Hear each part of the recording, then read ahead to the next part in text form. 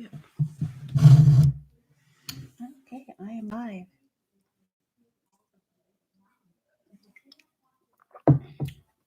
So, guys, I'm live, and sometimes I don't know if I should just start talking and wait for people to come on, or if I should just wait until I see people come on. So, I'm going to do a little bit of both. I am going to also share this over on YouTube, over on Facebook, and let folks know that I am going live.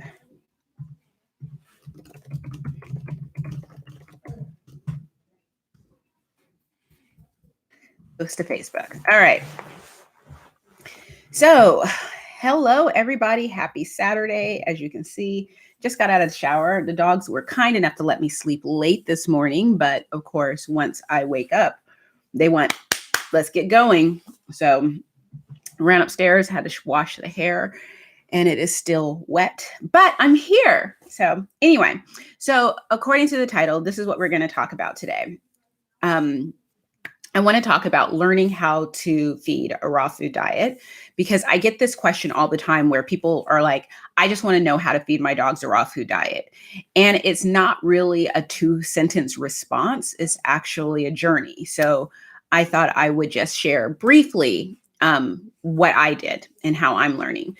I want to talk to you guys about something I learned about the supplements industry that basically scared the hell out of me and had me clearing my cupboards and throwing stuff away. And I probably will not be walking into a GNC anytime soon. For those of you guys who are not in the US, GNC is a supplement store that is all around my area, at least. And the third thing was there were a few questions. Hey, Rhonda. Have fun in the park. I wish I was there too. The weather's crappy here. And then finally, I want to answer 2 questions that I have been getting on repeat for the past couple of months. And so I want to respond to them. So about learning how to feed dogs a raw food diet. For me, I tend to be a reader and a YouTube watcher and a lurker in Facebook groups. And there are people who, it's so funny because today, I've been doing it for close to 7 years. Raw feeding is easy. I don't understand what's so complicated about it, but it hasn't been so long that I can't remember being completely overwhelmed, wanting to understand, how do I balance the diet? This is the question I see in groups all the time, where people are almost having, battles, that's a harsh word, but, people are having some back and forths about balancing a raw diet. And if you follow my channel, you know how I feel about balancing a raw diet. I don't think it's possible.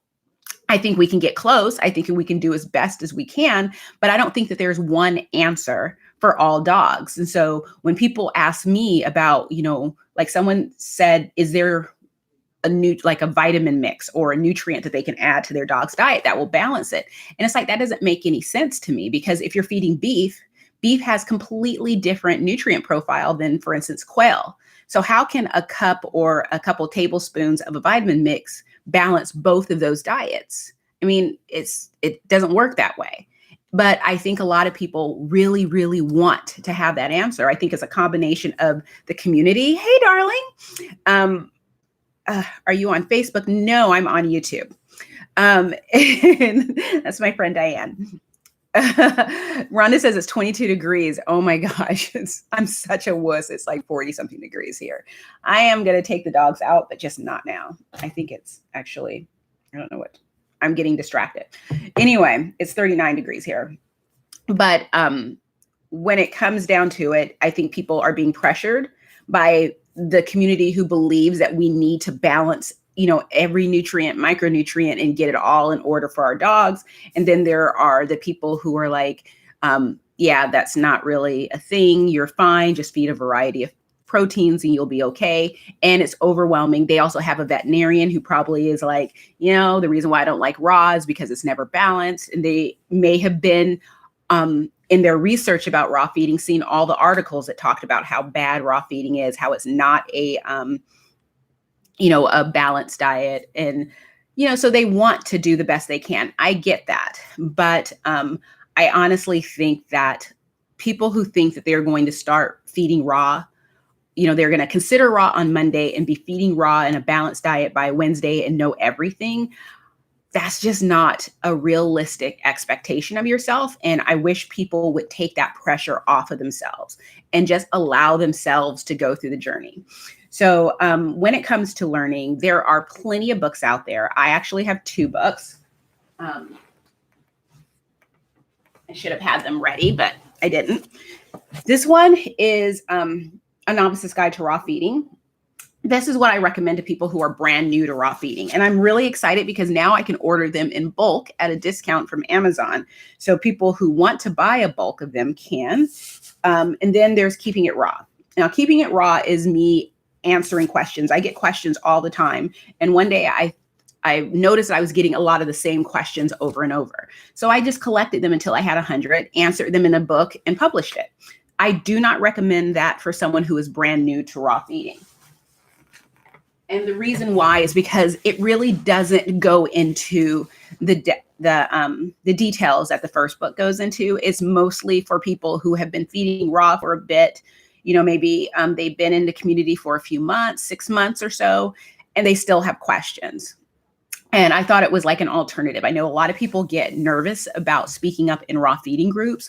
And I just thought that this is an alternative. Of course, it's just one person's experience. It's not everyone's experience, but one is better than none, right? So there's that. There's raw feeding groups. Raw feeding groups aren't all bad. They just, in my opinion, take a thick skin. And I think with social media, sometimes we can get offended a lot easily.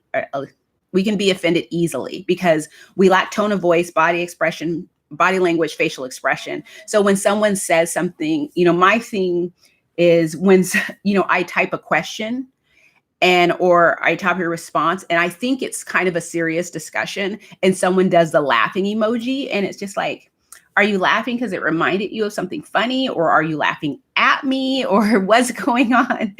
And so it's those type of things. And I've seen discussions blow out of control because of an emoji choice that someone made or accidentally made. That being said, raw feeding groups are a great way to learn about raw feeding. And I always say, if it's available to you, join a big one. And I recommend Raw Feeding 101, Learn to Feed Raw, and Raw Feeding University. I like both of them because although they're managed by 2 of my best friends, Ronnie does Raw Feeding University, Scott does Raw Feeding 101, both of them approach raw feeding slightly differently. You're going to see a lot of the same people in both groups, but there's just a different vibe in each group. And so that's why I like both of those. And then if you have one, find a local raw feeding group. I did that. My co-op has a group. The problem is that the admins of that group are very strict about what we can talk about in a group. But there is a Pacific Northwest raw feeding group that I belong to, and I have found that to be very useful. And then, of course, if you have a dog that has a health issue, I have a dog with EPI, which is exocrine pancreatic insufficiency. And so I belong to an EPI group where one of the admins feeds raw. So I can ask raw specific questions regarding Rodrigo's health condition. And so that is 1, 2, 3, 4, 5 groups that I belong to. And it may seem like a lot, but it's not like every single day I'm going through all the groups. It's just that those are 5 resources that I know I can trust and count on. And that's all. People invite me or add me to groups all the time and I leave immediately because that's all I need. And so, and finally, there are courses. So there's Raw Feeding 101. That's by Scott. He has a course. Dogs Naturally Magazine has a raw feeding course. There is, who else? There's quite a few courses out there, but those are the 2 that I would recommend. And I'm trying to think, I just recently signed up for a course by Isla Fishburne out of the UK called, is it Kachina Canine Wellness? I think it's called, but it's an investment. And Diane was kind enough to do the math for me yesterday because it's in pounds. And when you convert to US dollars, it's about $450, I think. And you can do payments, which is what I'm doing. And it is astounding. Like, I'm really blown away so far and loving it and looking forward to digging into it. My goal is to finish that this first quarter of 2020. And then I have 2 dogs naturally courses that I want to finish, and then a bunch of other non-dog related courses. So I'm going to be in a learning frenzy. So there is a way to learn. I just want to say, take your time. Don't pressure yourself. I see people feeling like they're asking stupid questions, or they're coming down on themselves for not knowing.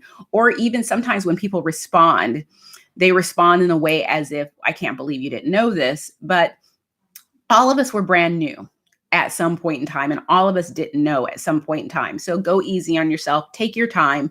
Go at your pace. Because if you go at your pace, I believe that you're least likely to make a mistake and regret what you're doing, and question what you're doing. Whereas if you race or go at someone else's pace, you will possibly make a mistake. And I did that myself, where I allowed people to basically tailor my journey and follow their advice, and it was bad advice. And I finally had to realize I'm talking to strangers on social media. They don't know anything about my dogs, yet I'm following their advice as if they are, the most amazing veterinarian on the planet, when they're just another dog owner. So that's all I have to say about that. Diane says, you make me feel better every day about diet formulation. Yeah, that's a hot ticket right now. Right now, this is a hot topic about balance and formulating diets. And I think it's great for people who just want someone to give them a recipe to follow. I totally understand that. I just don't think that that's the only way. And some people will try and tell you that that's the only way. I simply disagree. And I think there's just no one way to do anything. I mean, there's a lot of ways to get to where we need to go. So I wish this thing I made a list of stuff that I wanted to talk about. So the supplement industry, I spoke about this yesterday on Facebook, or last night on Facebook, but I am following I'm looking for it, a podcast. Let me see if I can find it. It's called The Dream. Oops, didn't want to do that. Okay, here it is. The Dream. So it's right here. And I don't know if you guys can see it. Oh, the light is too bright. Well, anyway, the light's too bright, but it's called The Dream, and it's season 2, episode 4, Take with Caution. So season 1 was about the MLM industry, multi-level marketing. So that's like the Young Livings and Avon and LuLaRoe, and basically anything that has a downline and people are inviting you to Facebook groups or, Tupperware parties at their house and trying to get you to buy things. And it talks about that industry, and it was fascinating. So now season 2 is talking to you. It's kind of about, I feel like it's the, I don't want to say health industry, but this whole natural health industry. So like, people doing crystals and detoxes and all this stuff. And is it legit, or is it just another way to get our money? Well, this episode talked about supplements. And the reason why I said that I cleared out my cabinet is that it talked about basically the history of the natural supplements. And so this is what is the GNC store here in Washington, or at least in up north here where I live. We have a company called Seattle Super Supplements. And I like them better than GNC, because at least they have some natural stuff that's literally natural, not just called natural. And the employees seem to be very, very educated about the supplements in the store. Whereas at GNC, I didn't feel that comfortable with their knowledge. But what scared me was the lack of oversight when it comes to the supplement industry. And you know that if there isn't much oversight for human supplements, there's probably got to be zero oversight for pets. And granted, I'm sure the FDA is doing something. I mean, they wouldn't be around if they weren't doing something. But I don't know how much power they truly have, because our industry, we're being hit with supplement after supplement. I mean, I used to see the ads on Facebook all the time. I don't know why I don't see them anymore, but instead of just taking apple cider vinegar, there's apple cider vinegar tablets. But sometimes if you look at the ingredients, it's not just apple cider vinegar, because they have to put stuff in there to make it into a tablet. And you have to ask yourself, what is that doing to you? When it comes to like vitamins, you're coming down with a cold. So you say, okay, I'm going to go and add vitamin C to my diet. The problem is that when you isolate vitamin C, you really aren't doing yourselves any favor, because what you need is all the stuff in the orange that works together with the vitamin C. And that's what's beneficial to us. And that's not what we're getting when we try these supplements. And so things like Airborne, I thought Airborne was the best thing ever. And then all of a sudden it comes out that, this doesn't really work, and they talked in the podcast about the placebo effect and how a lot of times things work for us because we just believe that it worked for us. The marketing does something to us. My boyfriend and I went to dinner last night. He talked about something he saw on the news about Skittles and how Skittles, they don't have flavors. And I was like, yes, they do. The red is strawberry, the yellow is lemon, the green is lime, the purple is grape.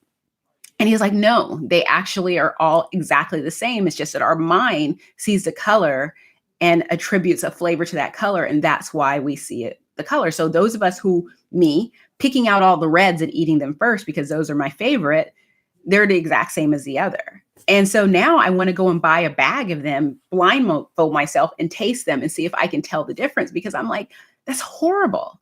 And back to the supplements, in this podcast, they talked about things like, when I remember when turmeric became really big and how there were some turmeric supplements where, because they were coming from out of the country and there was no oversight, there were ingredients in the supplement that just were not healthy because they were adding something to make it even more orange yellow, and it wasn't a food ingredient. Or, people who don't want to pay for Viagra, so they're paying for this supplement, but when they crack open the pill, they would find, or when they would test it in a lab, they would find that the supplement had a little trace amounts of Viagra in it.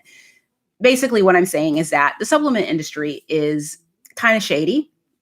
So tacking on to last week's live, be very careful about what you give your dogs. One thing I've noticed over the past couple years is a growing number of supplement websites specifically for pets. And that makes me a little what is this stuff? And I get emails from companies that want me to promote. They want to send me a list of supplements and have them try them with my dogs. And I say no. But the times when I would even consider it and I would talk to them, I would be like, yeah, well, I need at least a month or two of trying the supplement, because I need to see, one, if it works, two, if there's any type of, what's the word? Some type of reaction or side effect in my dog. I need to see everything, because I've tried joint supplements that worked within the first week, but then a month later, they weren't working anymore for whatever reason. And so I need time. Every single company told me, oh, no, you don't. People say that our supplements work within a couple of days. I've had people guarantee that their supplements will work for my dogs. And I'm like, how can you possibly make that guarantee? You don't know my dogs, but they're comfortable doing that. And so I say, be careful. Don't spend your money on something unless you truly, truly trust it. They have reviews that you trust, because there are companies out there. There is a new company. And actually, I won't even tell you what industry it is. It's in the pet industry, but I won't tell you what it's about beyond that, because the owner of the company is batshit crazy. But they are faking their reviews, and they are going around and just going off on people who call them out for it. And there are a lot of companies that have no problem doing that. There are people, they will pay bloggers to give them positive reviews. And it's not because bloggers are shady. It's because they will go and find bloggers who only do positive reviews, and they'll give them the best of, the coolest products that, people would automatically love. And I know bloggers who won't do negative reviews because they're afraid of offending brands and no one ever wanting to work with them again, which is why I very rarely accept free products in exchange for a review, because I want to feel comfortable saying whatever I want to say and sharing my real experience, because there is a downside to that. I've experienced it when I didn't like a product and shared it publicly. The company isn't not a fan of people who do that. But that being the case, be very careful. So if you have friends who have used the supplement for a while and you trust your friends, if you trust your veterinarian, definitely. But if it's you coming across a supplement or you seeing an influencer talking about a supplement, before you take our word for it, do your homework, talk to the company, really think about it, because I am an honest person, I promise. However, you don't know me and you don't know these people online. And just save your pocketbook, save your dog. Don't buy into anything unless you really do your homework first. So there's that. Yeah, Steven says, yep, they're doing something, getting paid off. Yeah, I mean, it's just be careful. Just be careful out there. And I think that everyone means well, but just be careful. Then I wanted to talk to you guys about some random questions that I've been getting. I think this is the last thing. And the question are that I get these at least 2 times a week from different people. My dog is eating poop. What do I do to stop it? And my second thing is, what was it? Oh, I lost it. My dog is eating. Well, I guess, gosh, there was another one and I can't remember what it was. Maybe it'll come up and remind me later. But I know it's my dog is eating poop. Well, no, my dog has diarrhea. There we go. There's 2 things. Yay, poop and poop and poop. Diane says, FYI, I love you. WinPro Mobility. My old girl is frisky again. Isn't it amazing? WinPro Mobility is the bomb. I love it so much. I just totally dated myself by saying the bomb. I'm 48. But anyway, I'm an 80s girl. So if your dog is eating poop. So I have 5 dogs. One is a puppy. He is an adolescent now and just an absolute pain in my butt. But he is he's going through he'll come into the house and I'm like, oh, you just ate some poop, didn't you? And I want to talk quickly about how to do this. And let me just say, if you're watching this, feel free to share your thoughts. This is not me telling you what to do. This is meant to spark a conversation. And I so appreciate people who pipe up and share their experience and thoughts because I always learn something too. This is only my experience. So when it comes to dogs eating poop, this is what I've learned with my dogs. I have 5 dogs and 4 of them have eaten poop at some point in time in their life. Only Sydney will not lower herself to eat stool because she is my princess. But Rodrigo has, Scout and Zoe have, and now Apollo. And it's been all for different things. For Rodrigo, it was to get the enzymes in the poop. He has always had a history of digestive issues. And when I would add a digestive supplement to his diet or, make sure that he had plenty of fermented foods, for him, it was never enough to just do a digestive supplement. He needed that. I use Full Bucket with him because that is the one supplement that has been consistently good for him for years. And so that's what I stick with. But I also feed him raw goat's milk. Sometimes I fast my dogs once a week and they'll get a milk fast where they just have raw goat's milk for breakfast and lunch or breakfast and dinner. I also do fermented vegetables. I do fermented fish stock, all of those, but he needs it all because of his gut. Now that he's been diagnosed with EPI, his pancreas is not producing amylase, protease, and lipase. So he is not he's not processing, digesting food and absorbing nutrients. So without a particular supplement, which is a porcine enzyme supplement, which adds those enzymes into his gut, he would basically starve to death. So he has that as well. So he needs all of that, and that will keep him from eating poop. Some people say, oh, we'll add green tripe to their diet. I have never seen the benefits of green tripe in that way. People say that it comes with natural enzymes. I have never seen it. It's never helped Rodrigo. I mean, he loves it, and I do add it to their diet because there are other nutrients in tripe, but I don't add it for the digestive enzymes. I've just never seen, I don't feel like I can add enough tripe for it to really benefit my dogs in that way. So with Rodrigo, it was a matter of diagnosing his digestive issues and then supplementing them so that he can absorb his foods. And now he doesn't eat poop. So he's great. Scout and Zoe, they did it because they saw Rodrigo do it. So they were puppies. They were curious. So they went through a period where they were tasting it. Zoe did it once. I saw her and I did it like, no. And she stopped. Zoe is like my most trainable, easy dog.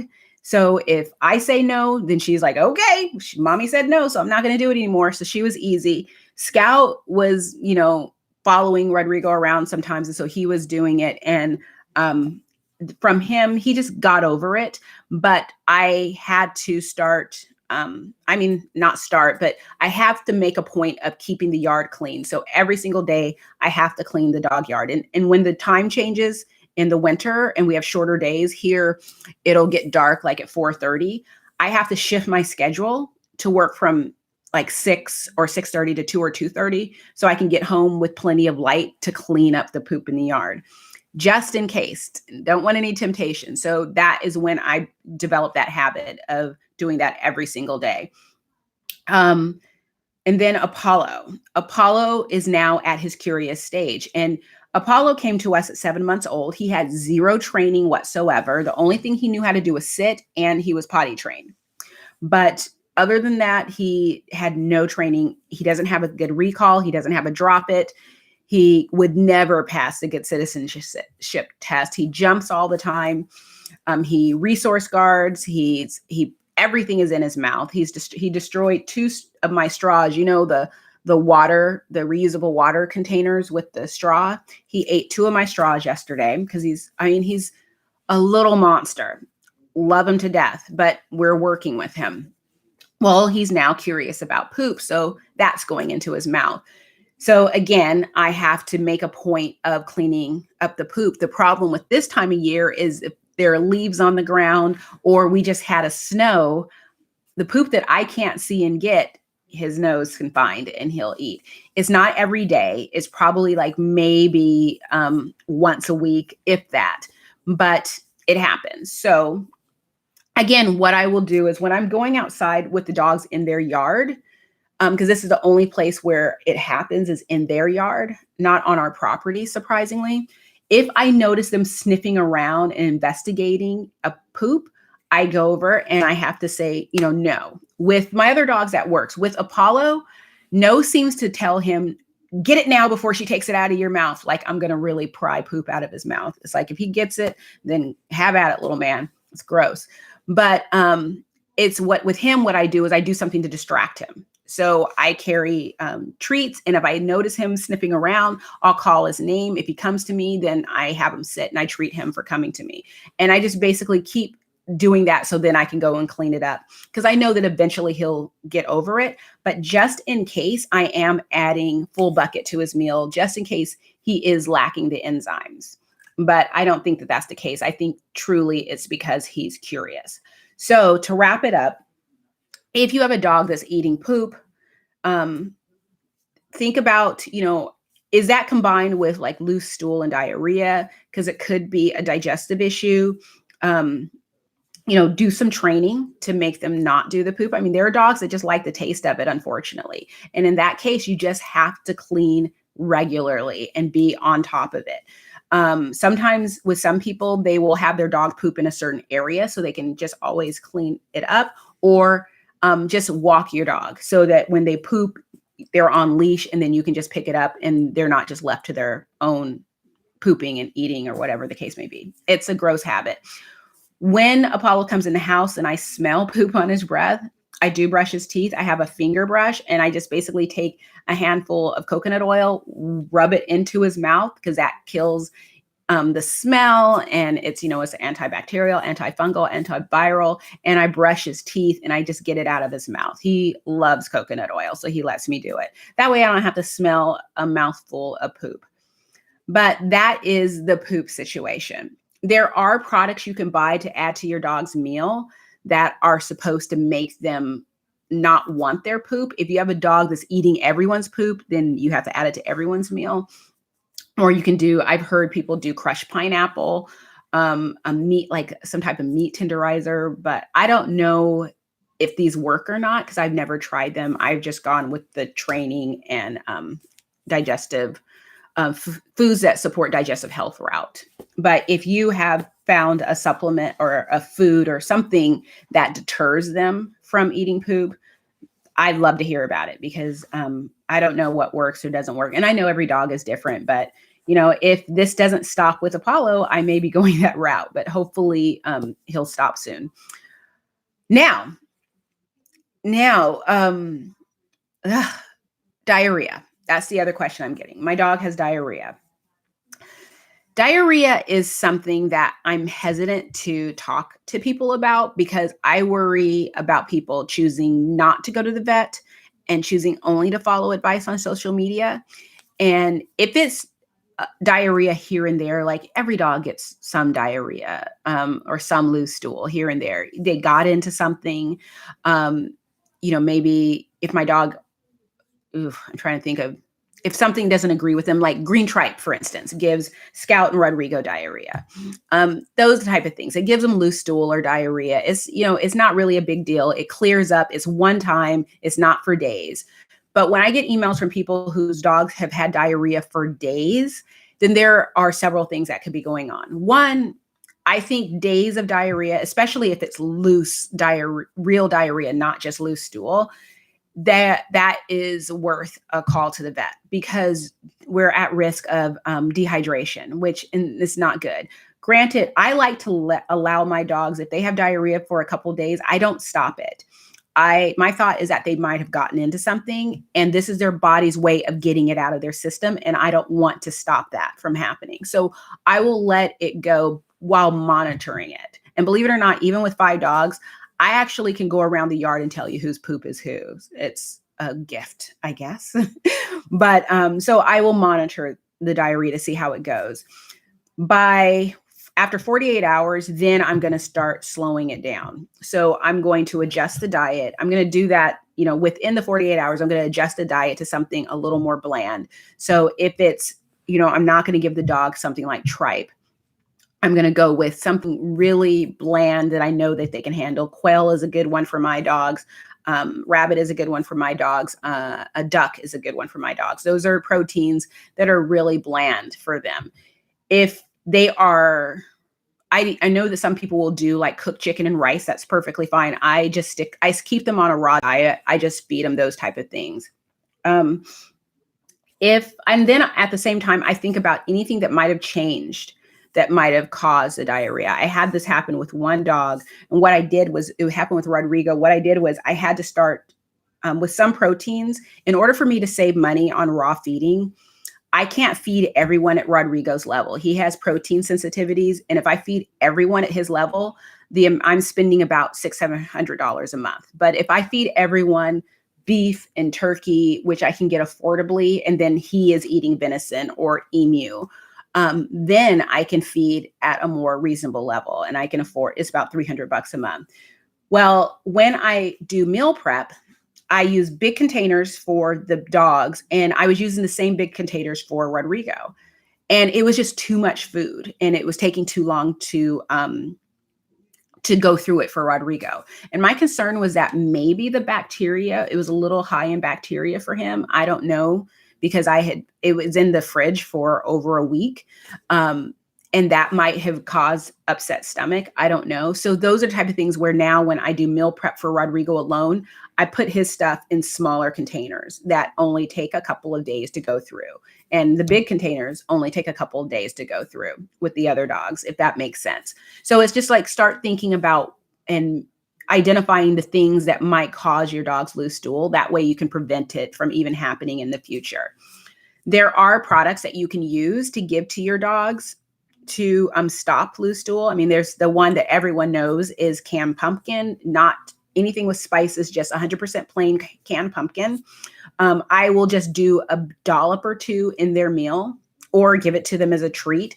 And I have personally found that doesn't stop diarrhea, but it will help with like loose stool or with constipation. But it's something that a lot of people talk about. There is, I can't remember what it's called. There's another product, I've never used it. It's all natural that a lot of people reference in raw feeding groups. And I should have looked it up. Hey, Roddy. Another thing is for me is Full Bucket, which I mentioned earlier, has a paste. And that is what I use with my dogs. I always keep it in the house and it looks like it's in a tube, like a toothpaste, and you squeeze it out just like toothpaste. And it comes in like a toothpaste sticks thing. And I just squeeze it out and the dogs will lick it right there. And it stops diarrhea like that. And I love it. And so after 48 hours, that's what I'll do. and the third thing is a product called Olewo carrots. These are carrots out of Germany, and there's a story behind them, and I'll try and make it quick. Apparently, there was a time when there was a orphanage where the kids were getting sick and they had diarrhea and they were dying. And someone went and was trying to get something for the kids to eat and made a carrot soup. And all of a sudden the diarrhea went away and the kids got better. And then a local Doberman Pinscher, I believe, breeder kept losing litters of puppies to dysentery. And if that's what dogs get, I think the kids had dysentery and the puppies were getting sick. But anyway, heard about this and asked if they can do something for the dogs. And they did some trying and they figured it out and they were saving these puppies. So this is what led to Olewo carrots. And what it is it looks like it's like a little pellet and looks like maybe rabbit food or something. And you basically just hydrate it with oil and water and mix it into the food and it stops diarrhea. This is something I always have on hand. I have it on hand for Rodrigo because of his digestive issues. I actually, since he's been diagnosed with EPI, I haven't had to use it with him. But if I do feed him tripe and I still only feed him a small amount, I always add Olewo carrots to his food so that it doesn't cause him loose stool. But that's another option for you. Now, about the vet. So if my dogs have diarrhea, like with Rodrigo, the reason why I took my dog, what? Do you guys hear that? I have a house full of crazy animals. I don't know if someone's here. Anyway. So, they distracted me. Probably like a leaf blew by the window and now they're barking like crazy. So I call the vet when I notice behavior change along with the diarrhea. So if my dog seems listless, if they are losing weight, if they're not eating, if they're vomiting too, if anything is cause for concern, I'm going to call the vet and take them in. And I don't mind. It's better to be safe than sorry. And so that's why I said earlier that I'm always hesitant to give people advice on diarrhea because it could be serious. So it's okay to seek advice online. We all do it. We all Google symptoms. Just understand that, pay attention. They're your dogs. You know what's normal and what's not normal. Take them to the vet and just clear something out. You don't necessarily have to have prescription medication to treat diarrhea, but if it's something more serious, you may have to. With Rodrigo, he was diagnosed with EPI. They prescribed some supplements for him, but I actually already had a product that I had tried in the past that I really liked. They approved of it, and that was it. And so, and he's been doing great. So in his case, a veterinarian appointment was very important because his loose stool and diarrhea was combined with behavior change and severe weight loss. So that was important that he went to the vet. Whereas if for some reason Sydney starts having diarrhea, I'll just look to what she's been up to recently and if she's gotten into anything, and I'll pay attention. And if it lasts for more than 2 days, then and there's no consistency change, or if it's getting worse, then I'll take her in. But usually it's something that it just works its way through her body and I don't worry too much about it. So that is all that we have for Saturday. And my computer is at 13%. So I'm going to go back and see, because I see Roddy has joined us. Rhonda says, my dog eats swan and goose poop. I think it's because of the algae and fish that the birds eat. What's your opinion on that? Gosh, I don't know. My dogs don't eat swan and goose poop, but my dogs do eat deer and rabbit poop. And I've been told that it's because of the enzymes in the deer and rabbit poop. So I just let them do it.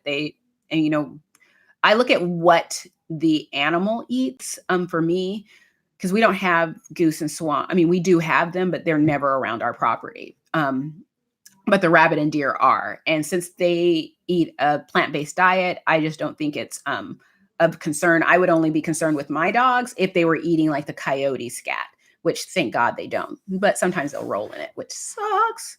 Roddy says, if my dog gets the runs, which is very rare, I usually fast for a day. That's another one. Yes, you can always fast for a day too. And sometimes I'll fast for a day. And when I have 5 dogs, it's kind of hard to fast for a day because you have a dog looking around going, so I don't eat either. So the dog that's being fasted, I will give him raw goat's milk, whereas the other dogs will just get their regular meal. But he says, I usually fast for a day, monitor dog and plenty of water intake, no food, nothing edible, give time to pass. If it continues, then vet visits, but usually stops. Yavanka says, I have been feeding my 3-year-old rescue pit bull homemade raw for the past 8 months, thanks to you and Dr. Karen Becker and Roddy Habib, with great results. Congratulations. Welcome to the community. Roddy says, go back to diet, but hold back a little on the rich stuff. Cut organs back. A little chicken and rabbit are good to start again. In a couple of days, diet should resume as normal. Just always monitor. Exactly. When I cut back, I will do, because I have it in the freezer, ground duck wings, nothing else. And we should also say, because, Roddy, I bet you're thinking this, if you're brand new to raw and your dog has diarrhea, I have found that when I start asking people questions about their process, they are going too fast. So, for instance, I switched to raw by switching to a pre-made raw with most of my dogs. So, but with Apollo, I actually just introduced him to the food the other dogs were eating to see how he would do. He did fine, so I continued. But if you are feeding, if you're going to transition to raw and you're going to do DIY, I believe that it's a good idea to start with one piece of food. So don't try and mix up a balanced meal.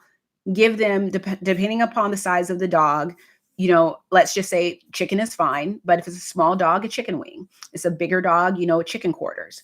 And go from there. And you feed that for a week and see how the dog does. And then, a week later, if your dog is doing great stool, then maybe add in a little bit of heart or a little bit of liver, a little bit, not too much, because heart and liver is rich and can result in explosive diarrhea. I have experienced that. Not me, but with the dogs. And so you want to add a little bit, and you basically want to work your way up to what you would feed fully, like a balanced diet. But what a full meal would look like. You want to work your way up to that. And if you get to a point where your dog has diarrhea, that means you're going too fast, slow it down. Remember, every single dog is different and people will tell you what you need to be doing. It's great, well-intentioned advice, but you need to go at your dog's pace. Yavanka says, thank you for all your hard work and wonderful content. Greetings from Athens, Greece. Oh my gosh, that's so fancy. Greece is one of those countries that I've always wanted to go to. Roddy says, any unusual behavior with it, call vet, don't take the risk. Yes. Kathy says, where do you source your emu from? Kathy, my co-op gets the emu from a farm, I believe in Texas. And this is our last year of getting it because the restaurant industry has discovered emu because it's a low fat, very clean food, and people want to eat healthier and eat meats that don't have hormones or antibiotics in them. So they can sell to the restaurant industry for a lot more than they can sell to raw feeders. So I think I just had my last of my emu here. I know that it's very common, I believe, in Australia, because I have a friend in Australia who feeds it. She's the one that said it's emu, not emu, which is what I used to call it. And Raw Feeding Miami, I believe, has emu because they sent me a big package of food once as a thank you for mentioning them, which was crazy generous and not necessary, but I'm so grateful still for it. And in that they had emu. So I don't think they have it all the time, but they sometimes get it. Hi, Grace. Roddy says, yes, duck, rabbit to start, introduce organs slowly after a couple weeks, add meaty bones slowly, and always monitor. Take your time, do gradual till you feel happy. And importantly, your dog will be happy. Yes. It's so harsh to source raw in Northwest USA. Kathy, no, it's not. If you are in Washington or Oregon, we have a raw food co-op. It's called Wazur. Here, I'll just type it right now. Here is the site. UOR.com. Is it? Yeah, UOR. I can't spell apparently, but I think that I spelled it. Oh, Montana. I'm surprised that you would have a hard time in Montana because I would think that you guys have a lot of hunters there. I would recommend looking to see if you have like a raw food group or co-op in that area where people are hunters. Look and see if there are any like go to Craigslist and see if there are any raw feeders in your area asking for food, because raw feeders will do that, post ads on Craigslist. That way it'll let you know if there are people out there. Look for groups. You can see Facebook groups. I don't know if Yahoo still has groups, but that is another thing that you can do. And then go to my website, and I'll put this here. I don't know if this will link to it, but this is a page of my website that has a list of co-ops in the country right now. And you can see if there's a co-op around you. But you should be able to source over in Montana. I hope so. It seems like or maybe I'm just making assumptions. Anyway, my computer is about to die and I need to go. It's been 45 minutes, so I'm doing better. I'm trying to get this down to 30 minutes, so let's see. Thank you so much for joining me this morning, and have a fantastic weekend. For those of you guys who are in the US, this is a 3-day weekend because Monday is Martin Luther King Day. So yay for Martin Luther King giving us, or some of us, a day off. Have a great weekend, and thank you so much for joining me again. Bye. All righty.